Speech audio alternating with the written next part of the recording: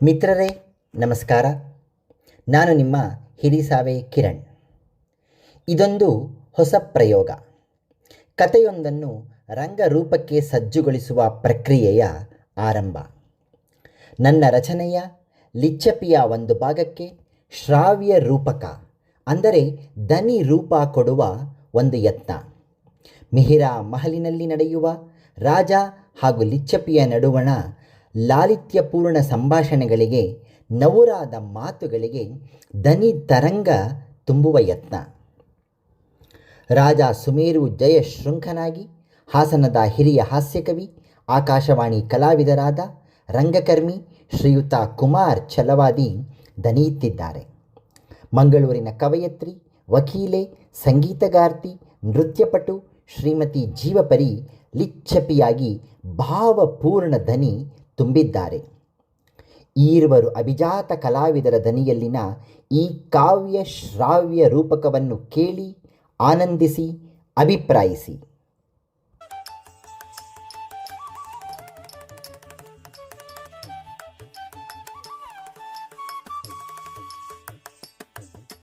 ಬೆಳಗಿನ ಉಪಹಾರದ ನಂತರ ಮಹಲಿನ ನಡುವಿನ ಉದ್ಯಾನವನದ ತೂಗುಯ್ಯಾಲೆಯ ಮೇಲೆ ಆಸೀನನಾಗಿದ್ದ ರಾಜ ಸುಮೇರು ಜಯಶೃಂಕ ಕೋಣೆಯೊಂದರ ಬದಿಯಿಂದ ಬಂದ ಲಿಚ್ಚಪಿ ನಕ್ಕು ಅವರ ಕಾಲ ಬಳಿ ಕುಳಿತುಕೊಂಡಳು.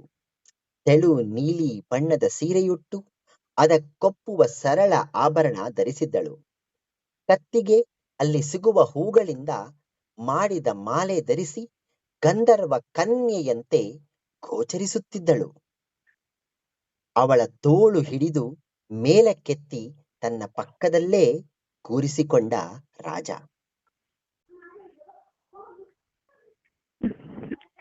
ದಾಸಿ ನಾನು, ಸ್ವಾಮಿ ನೀವು. ಹೀಗೆ ಒಂದೇ ಸಮನಾಗಿ ಕೂರುವುದು ವಿಹಿತವೇ?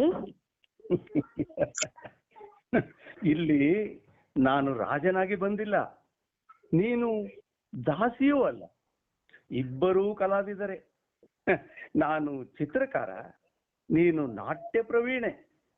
ನನ್ನದು ಕುಂಚದ ಕೈಚಳಕ, ನಿನ್ನದು ರಾಗ ತಾಳಗಳ ಮೈಪುಳಕ.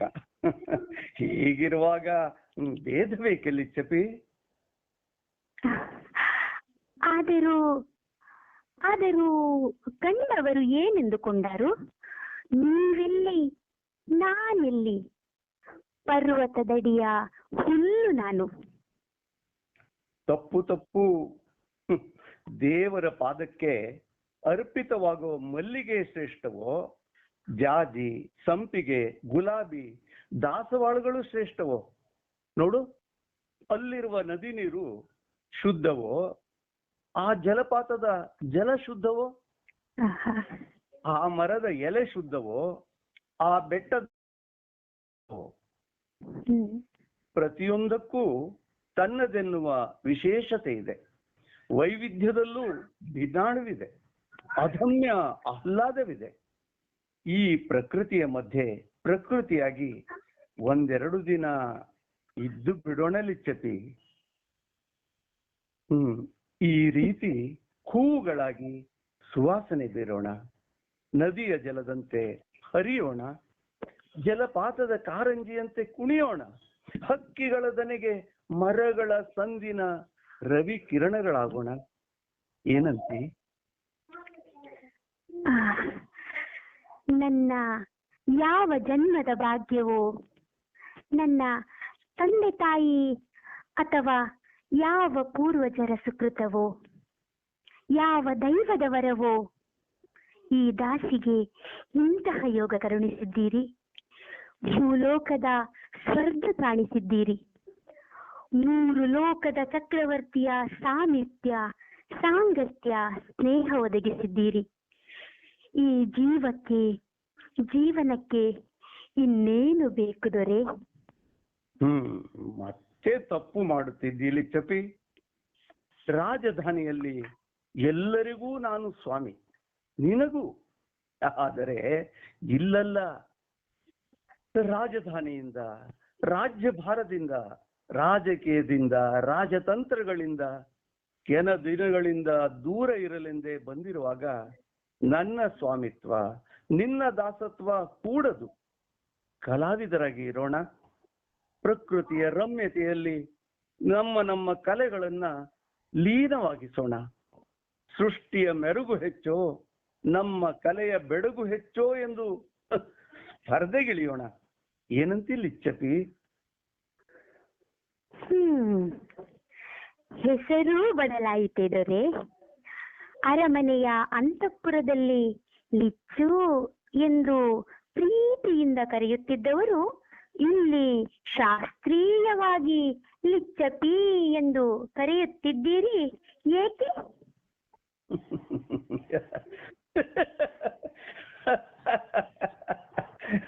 ಒಳ್ಳೆಯ ಪ್ರಶ್ನೆಯನ್ನೇ ಕೇಳಿದೆ.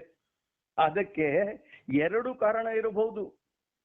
ಒಂದು, ಮದಿರೆಯ ಅಮಲಿನಲ್ಲಿ ಲಿಚ್ಚು, ಲಚ್ಚು, ಅಚ್ಚು, ಮೆಚ್ಚು ಎಂದೆಲ್ಲ ಏನೇನೋ ಕರೆದಿರಬಹುದು. ಆದರೆ ಈಗ ಮದಿರೆ ಇನ್ನೂ ದೇಹದಲ್ಲಿ ಇಳಿಸಿಲ್ಲ.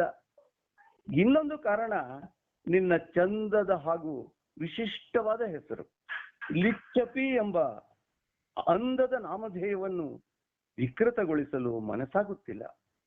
ರಾತ್ರಿಯ ಪೂರ್ಣ ಬೆಳದಿಂಗಳಂತಿರುವ ನಿನ್ನ ಹೆಸರನ್ನು ಪೂರ್ಣವಾಗಿಯೇ ಉಸಿರುವ ಮನಸ್ಸಾಗಿದೆ. ನಿನ್ನ ಅಡ್ಡಿ ಇಲ್ಲ ತಾನೇ? ಕೃತಾರ್ಥಳಾದೆ ಪ್ರಭು. ನನ್ನ ಹೆಸರಿಗೆ ಪೂರ್ಣ ಸಾರ್ಥಕತೆ ದೊರಕಿತೆಂದು, ಅದಕ್ಕೆ ದೈವ ಸಾಕ್ಷಾತ್ಕಾರವಾಯಿತೆಂದು ಭಾವಿಸುವೆ. ಒಂದು ಮಾತು ಕೇಳಲೇ? ಮಾತಾಡಲೆಂದೇ, ಹಾಡಲೆಂದೇ, ನರ್ತಿಸಲೆಂದೇ, ಚಿತ್ರಿಸಲೆಂದೇ, ನಲಿಯಲೆಂದೇ, ರಮಿಸಲೆಂದೇ ಬಂದಿರುವುದು. ಹೀಗಿರುವಾಗ ಈ ಪೀಠಿಕೆ ಏಕೆ? ಅರ್ಜಿ ಕೊಡಲು ಇದು ಅರಮನೆಯಲ್ಲ, ಹರಿವ ಭಾವಗಳ ಮಿಹಿರಾಮಹಲು. ಸಂಕೋಚವಿಲ್ಲದೆ ಕೇಳು.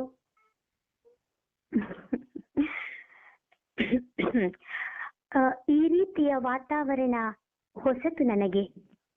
ಈ ಬಗೆಯ ನಡಾವಳಿ ಹಾಗೂ ಉಪಚಾರ ಕಂಡಿಲ್ಲ ನಾನು.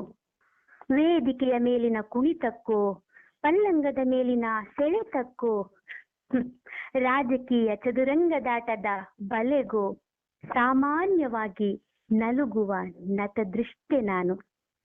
ಈ ವಿಶೇಷ ಆತಿಥ್ಯ ಕೊಡಮಾಡಿ ಮೂಕಳನ್ನಾಗಿಸಿದ್ದೀರಿ ದೊರೆ.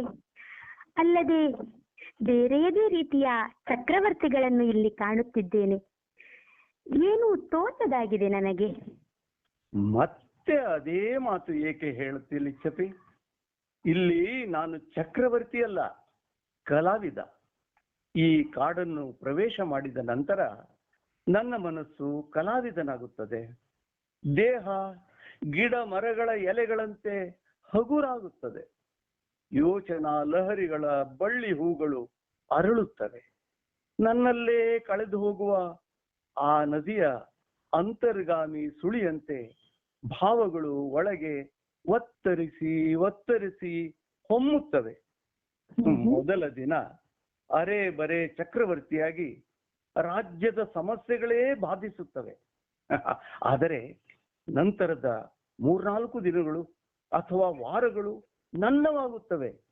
ನನ್ನಿಂದ ದುಡಿಸಿಕೊಂಡು ಬರೆಸಿಕೊಳ್ಳುತ್ತವೆ, ಚಿತ್ರಿಸಿಕೊಳ್ಳುತ್ತವೆ, ಸೃಜಿಸಿಕೊಳ್ಳುತ್ತವೆ. ಸೃಷ್ಟಿಯ ನಡುವೆ ಸೃಜನಾತ್ಮಕ ಸೃಷ್ಟಿಕ್ರಿಯೆ ಮನಕ್ಕೆ ಎಷ್ಟು ಹಿತ ಅಲ್ಲವೇ? ಹೀಗೆ ಕೆಲ ದಿನ ಕಳೆದು ಹೋಗುತ್ತೇನೆ. ನಿಸರ್ಗದ ಅಮಲಿನಲ್ಲಿ ಮೈ ಮರೆಯುತ್ತೇನೆ. ಭೌತಿಕ ಸುಖಗಳ ನಡುವೆಯೂ ವರ್ಷಕ್ಕೆರಡು ಬಾರಿ ವಾನಪ್ರಸ್ಥದ ಆನಂದ ಅನುಭವಿಸುತ್ತೇನೆ. ಒಮ್ಮೆ ಹೀಗೆ ಆಗಿ ವಾರವಿದ್ದು ಕಡೆಗೆ ಸೈನ್ಯಾಧಿಕಾರಿಯೇ ಬಂದು ತುರ್ತಾಗಿ ಕರೆದೊಯ್ದರು. ಇಂತಹ ರಮ್ಯ ವಾತಾವರಣದಿಂದ ಭೀಕರ ಯುದ್ಧಕ್ಕೆ ಹೊರಟಿದ್ದೆವು, ಶತ್ರುಗಳ ಸುತ್ತಿನಿಂದ. ಒಮ್ಮೊಮ್ಮೆ ಅರಮನೆಯೇ ಸೆರೆಮನೆ ಎಂದೆನಿಸುತ್ತದೆ. ಸ್ವೇಚ್ಛೆಯಾಗಿ ಹಾರಾಡುವ ಹಕ್ಕಿಯನ್ನು ಪಂಜರದಲ್ಲಿ ಇರಿಸಿದಂತೆ ರಾಜಧಾನಿ ಹಾಗೂ ಅರಮನೆ ಭಾಸವಾಗುತ್ತದೆ. ಆದರೇನು, ಅವನು ಬಿಡಲಾದೀತೆ? ಮನದೊಳಗಿರುವ ಕಲಾವಿದ ಅಲ್ಲಿ ಸತ್ತೇ ಹೋಗಿರುತ್ತಾನೆ. ಅದಕ್ಕೆ ಈ ಮಿಹಿರಾ ನದಿಯ ತಟದಲ್ಲಿ ಮಹಲನ್ನು ನಿರ್ಮಿಸಿ ಆಗಾಗ ನನ್ನನ್ನು ಕಂಡುಕೊಳ್ಳುತ್ತೇನೆ, ಬಯಲಾಗುತ್ತೇನೆ, ಬೆತ್ತಲಾಗುತ್ತೇನೆ. ಈ ಬಾರಿಯಂತೂ ವಿಶಿಷ್ಟವೇ. ಕಾರಣ ನಿನ್ನ ಸಾಂಗತ್ಯ. ಏಕೆ ಸಂದಿಗ್ಧ? ಎಲ್ಲ ಬಿಟ್ಟು ಇಲ್ಲೇ ಇರಲಾಗದೆ ಪ್ರಭು? ಯಾರು ತಡೆದರು ತಮ್ಮನ್ನು, ಈ ರಾಜ್ಯದ ಒಡೆಯನನ್ನು? ಮುಗ್ಗುದೆ ನೀನು. ರಾಜಕೀಯ ತಂತ್ರ ಅರ್ಥವಾಗದವಳು ನೀನು. ಪಾಪದ ಹೆಣ್ಣು. ನಿತ್ಯ ಕೀರು ಹೀರಲಾದೀತೆ? ಪ್ರತಿದಿನ ಹೋಳಿಗೆ ಸೇವಿಸಿದರೆ ಸವಿಯೆನಿಸುವುದೇ? ವರ್ಷ ಪೂರ್ತಿ ಮಳೆಯಾದರೆ ವಸಂತದ ಬಿಸಿಲು, ಹೇಮಂತದ ನಡುಕ, ಶಿಶಿರದ ಶೈತ್ಯದ ಅನುಭವವಾದೀತೆ? ದಿನಪೂರ್ತಿ ಹಗಲಾದರೆ ಬೆಳದಿಂಗಳ ಸೊಬಗು, ಚುಕ್ಕಿಗಳ ಬಿನ್ನಾಣ, ನಿಶಯ, ನೀರವತೆ ಸವಿಯಲಾದೀತೆ? ಪ್ರತಿದಿನ ಪ್ರತಿ ಹೊತ್ತು ಒಂದೇ ಭಕ್ಷ್ಯ ಉಣ್ಣಲಾದೀತೆ? ಜೀವನವೂ ಹಾಗೆ ಅಲ್ಲವೇ? ಕರ್ತವ್ಯ ಬೇರೆ, ಕಲಾವಂತಿಕೆ ಬೇರೆ. ಎರಡೂ ಒಂದೇ ಆದರೆ ಹಿತವೇ. ಆ ಅದೃಷ್ಟ ಕೆಲವರಿಗೆ ಮಾತ್ರ. ಆದರೂ ವಯಸ್ಸಾದಂತೆ ಮನಸ್ಸು ಕರ್ತವ್ಯಕ್ಕಿಂತ ಹೆಚ್ಚಾಗಿ ಕಲಾವಂತಿಕೆಯ ಕಡೆ ಬಾಗುತ್ತದೆ. ವೃತ್ತಿಗಿಂತ ಪ್ರವೃತ್ತಿಗೆಡೆ ಸೆಳೆಯುತ್ತದೆ. ರಾಜ್ಯ ವಿಸ್ತರಣೆ, ರಾಜ್ಯಭಾರ, ರಾಜಕಾರಣ ಸಾಕಾಗಿದೆ ಲಿಚ್ಚಪ್ಪಿ, ನಿಜಕ್ಕೂ. ಸ್ವಾಮಿ, ಎಷ್ಟು ವಯಸ್ಸಿಗೆ ತಾವು ರಾಜರಾದಿರಿ? ಬಹು ಬೇಗನೆ. ಆಗಿನ್ನು 19ಕ್ಕೆ ನನ್ನ ಮದುವೆ ಆಗಿತ್ತು. ಅದಾಗಿ 1 ವರ್ಷಕ್ಕೆ ತಂದೆಯವರಿಗೆ ಅನಾರೋಗ್ಯವಾಗಿ 6 ತಿಂಗಳು ನರಳಿ ಹೋಗಿಬಿಟ್ಟರು. ನರಳುತ್ತಿದ್ದಾಗಲೇ ನನ್ನನ್ನು ಯುವರಾಜನನ್ನಾಗಿ ಮಾಡಿದರು. ವಿಂಧ್ಯದ ಅಮ್ಮ, ಅಂದರೆ ನಮ್ಮ ದೊಡ್ಡಮ್ಮ ರಾಜಮಾತೆ, ತೀವ್ರವಾಗಿ ವಿರೋಧಿಸಿದರು. ಆದರೆ ಅಪ್ಪ ಮಲಗಿದ್ದಲ್ಲೇ ಮಂತ್ರಿ ಪರಿಷತ್ ಸಭೆ ನಡೆಸಿ ನನ್ನನ್ನು ಯುವರಾಜನೆಂದು ಘೋಷಿಸಿಯೇ ಬಿಟ್ಟರು. ಅದಾಗಿ 6 ತಿಂಗಳಲ್ಲಿ ಅವರು ತೀರಿದಾಗ ನನಗೆ 21. ಹೀಗೆ ಚಿಗುರು ಮೀಸೆ ಬಲಿಯುವ ಮುನ್ನವೇ ಸಿಂಹಾಸನ ಏರಿದೆ. ನನಗೆ ಸಹಕಾರ ಕೊಟ್ಟವರು ಮಂತ್ರಿ ರಮಣದೀಪದತ್ತರು. ಅವರ ಬುದ್ಧಿಮತ್ತೆ, ರಾಜನೀತಿಯ ಪಾಠಗಳು, ಕಾನೂನು ಕಟ್ಟಳೆಯ ಚತುರೋಕ್ತಿಗಳು ನನ್ನನ್ನು ಕಾಪಾಡಿದವು. ನಿಜ ಹೇಳಲ್ಲ, ಇದಾಗಿ 6 ತಿಂಗಳಿಗೆ ನನ್ನ ದೊಡ್ಡಮ್ಮನೇ ಸಂಚು ಮಾಡಿ ವೈರಿಗಳಿಗೆ ಹೇಳಿಸಿ ನನ್ನ ರಾಜ್ಯದ ಮೇಲೆ ದಾಳಿ ಮಾಡಿಸಿದಳು. ಅಯ್ಯೋ, ಶಾಂತಂ ಪಾಪಂ. ಅಮ್ಮನೇ ಹೀಗೆ ಮಾಡಬಹುದೇ? ರಾಜಕೀಯದಲ್ಲಿ ಸಂಬಂಧ. ಮಹಾಭಾರತ, ಧೃತರಾಷ್ಟ್ರನ ಪುತ್ರ ಪ್ರೇಮ ಎಲ್ಲ ಕಾಲಕ್ಕೂ ಇದ್ದದ್ದೇ. ತನ್ನ ಮಗ ರಾಜನಾಗಬೇಕೆಂದು ಪಕ್ಕದ ರಾಜ್ಯದ ವೈರಿಯೊಂದಿಗೆ ಸಂಧಾನ ನಡೆಸಿ ನನ್ನ ಮೇಲೆಯೇ ಯುದ್ಧ ಮಾಡಿಸಿದಳು. ಆಗ ನನ್ನನ್ನು ಕಾಪಾಡಿದವರೇ ಅಮಾತ್ಯರು ಹಾಗೂ ಸೇನಾಧಿಕಾರಿಗಳು. ಮೊದಲಿನಿಂದ ಅಮಾತ್ಯ ರಣದೀಪ ಶರ್ಮರಿಗೆ ಈ ಅನುಮಾನವಿತ್ತು. ಆಗ ಈಗಿನ ಸೇನಾಧ್ಯಕ್ಷ ನರಸಿಂಹ, ಅವರ ತಂದೆ ಉಗ್ರ ನರಸಿಂಹ ಸೇನಾಧಿಕಾರಿಯಾಗಿದ್ದರು. ಇಬ್ಬರದು ರಾಜ್ಯಕ್ಕೆ ನಮ್ಮ ತಂದೆಯವರ ಬಗ್ಗೆ ಕರ್ಣನಂತಹ ಅಸ್ಖಲಿತ ನಿಷ್ಠೆ. ಈ ಯುದ್ಧವನ್ನು ಹೇಗೆ ನನ್ನ ಪರವಾಗಿ ಅವರ ವಿರುದ್ಧವಾಗಿ ಬದಲಾಯಿಸಿದ್ರು ಗೊತ್ತೇ?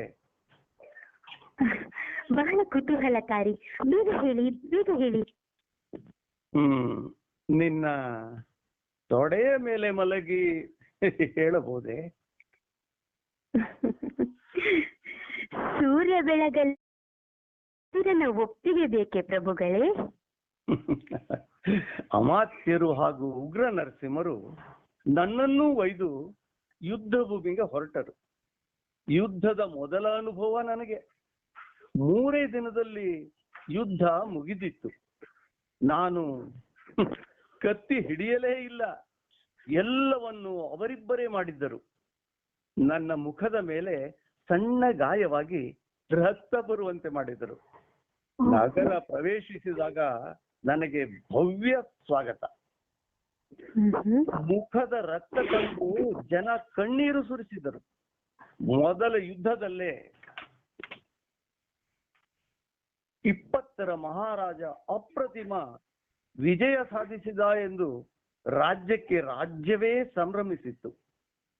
ಮಂತ್ರಿ ಪರಿಷತ್ತಿನ ಸಭೆಯಲ್ಲಿ ನನ್ನ ಪರಾಕ್ರಮವನ್ನು ಅಗತ್ಯಕ್ಕಿಂತ ಹೆಚ್ಚಾಗಿ ಹೊಗಳಿದ್ದರು ಅಮಾತ್ಯರು, ಬೇಕಂತಲೇ.